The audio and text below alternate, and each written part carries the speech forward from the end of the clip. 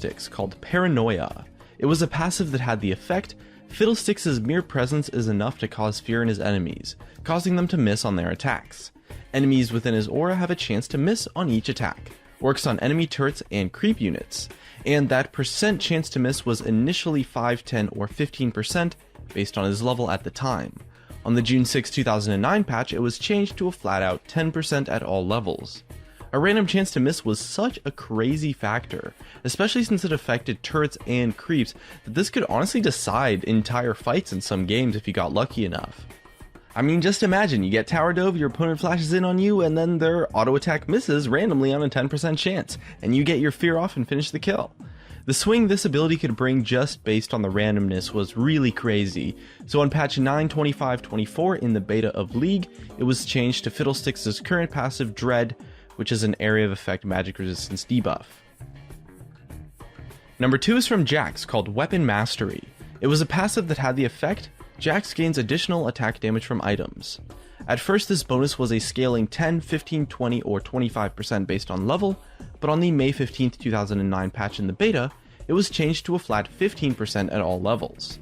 Back in the beta was when Jax really worked around, at the time, the dodge stat that was in the game, and most of the dodge items didn't really give any flat attack damage, so this passive was a way of giving him a little bit more AD for his money to go along with his dodge focused build.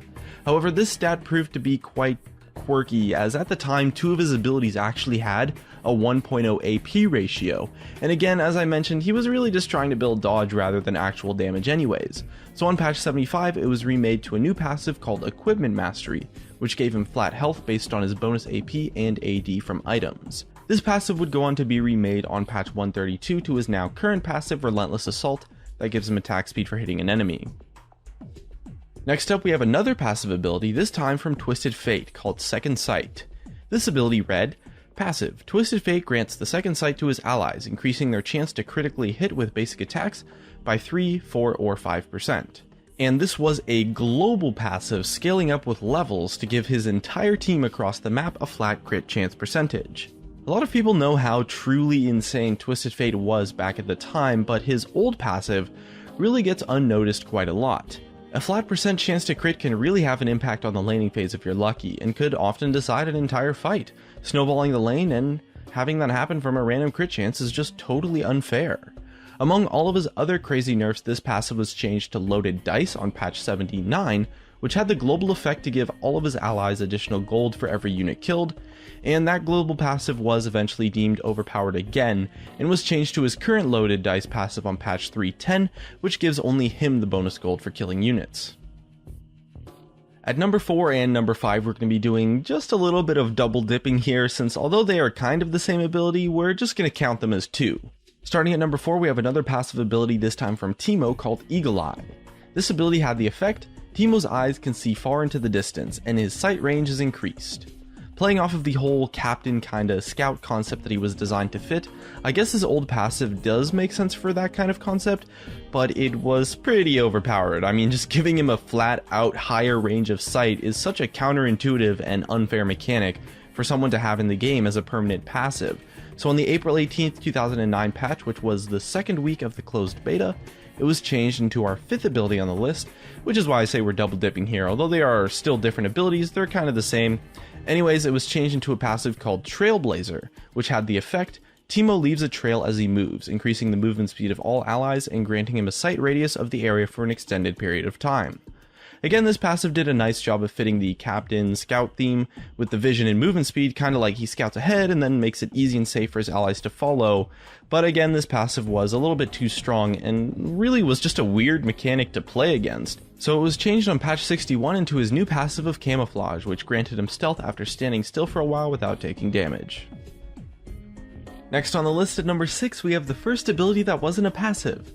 In fact, it was something completely different. It was a toggle. That was a passive effect. And it belonged to Rise, with the name of Mana Leech / Arcane Mastery, which at the time was his W, with 2 different effects. Mana Leech causes auto attacks to seal a percent of the target's mana on hit, while Arcane Mastery increased his maximum mana pool and causes auto attacks to become magic damage instead of physical, while also dealing bonus damage based on Rise's maximum mana. So this ability caused Rise to have powerful magic damage dealing auto attacks and have a strong source of mana in lane too, giving him a lot more inherent power, and honestly it was just a really strong ability. It was later replaced in his kit on patch 61 when he received a full rework to his kit. At number 7, it's back to the wonderful world of passive abilities, this time on Veigar with a passive called Entropy, which had the effect, Veigar's attacks steal 5 ability power per strike for 8 seconds, and it stacks. Man, stealing ability power from your opponent on Veigar nonetheless seems pretty strong, although I guess it's interesting because it would technically hurt the enemy AP scaling component of his ultimate, right? Since his damage scales off of the enemy's AP. Well, no actually, because at the time his ultimate scaled off of his opponent's maximum mana rather than their AP, with bonus damage versus champions who didn't have mana, so no, this passive is just straight up really strong. But it was deemed to be a little bit unintuitive since auto-attacking on Veigar isn't really something you might want to do in a fight, so it was changed to steal 25% of the target's ability power non-stacking on a single auto-attack.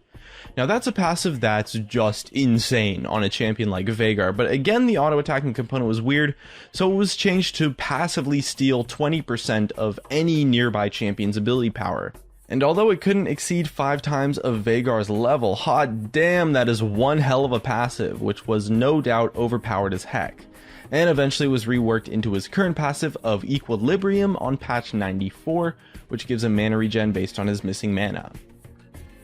And at number 8 we have another wonderful passive, this time from Alistar, called Colossal Strength, with the effect to reduce damage taken by turrets and have Alistar deal extra damage to turrets as well. These values initially scaled from 20, 30, 40 to 50%, and it really just made him a tower diving machine, and the extra damage dealt to turrets wasn't that bad either. The reduced damage taken from turrets was generally the most powerful part, especially on a champion like Alistar who can tower dive so well. So that component of the passive was removed entirely on patch 9.22.15, and to compensate for what was the complete destruction of his passive, the damage dealt to turrets component was buffed on the next patch to scale at a rate of 20-60-40 overall. That passive was kind of lame though. I mean, just dealing extra damage to turrets for someone like Alistar is cool, but not really practical. It was really just all about taking less damage from turrets. So on patch 116, it was changed completely into the trample passive that he still has to this day, of dealing area of effect damage after casting an ability. At number 9, it's once again a sweet, sweet passive, although this time I can guarantee that you've heard about it before, just not in the state that I'm going to mention, and it's Rise's old passive from when he had Mana Leech in his kit, which at the time was Desperate Power. It caused Rise to gain increased ability power when his health was low, a pretty interesting mechanic that scaled at the rate of 40, 80, 120 AP, and would activate when he hit below 40% HP. Although AP seems maybe a little bit weird for Rise, at the time his abilities scaled with AP much better, rather than having scaling based on mana, so it was a pretty strong passive that was quite powerful in lane. Desperate Power would replace Spell Flux as his ultimate when he received a rework on patch 61, where Spell Flux was moved to his E, and Mana Leech was removed from his kit. And rounding out the list at number 10, it's another ability from Twisted Fate actually, and it's the only active ability on the list, and it's Seal Fate, which was his old Q, which had 2 different effects. The first was to reveal the cursed fate of his enemy, dealing periodic damage until the curse runs out, or until he can kill an enemy unit. And the second effect was Twisted Fate draws a powerful card from his deck, dealing damage to an enemy target and silencing them for a short duration. Although it's unclear how these effects exactly worked with his kit, and we don't really have the true details, but I do think the first sounds like maybe an on-hit passive, while the second was definitely an active. This was his Q in the first few weeks of the alpha stage, but his wildcards were actually on his W at the time. On the May 9th, 2009 patch, which was the first couple of weeks of early closed beta, his wildcards were moved to his Q, and Pick a Card was added to replace Seal Fate entirely on his W. It's hard to judge how good Seal Fate actually was, since we honestly don't know that much about the details of the ability, but it does seem to be an interesting mechanic, but I'm not really sure how it matches up to the versatile tool of Pick a Card.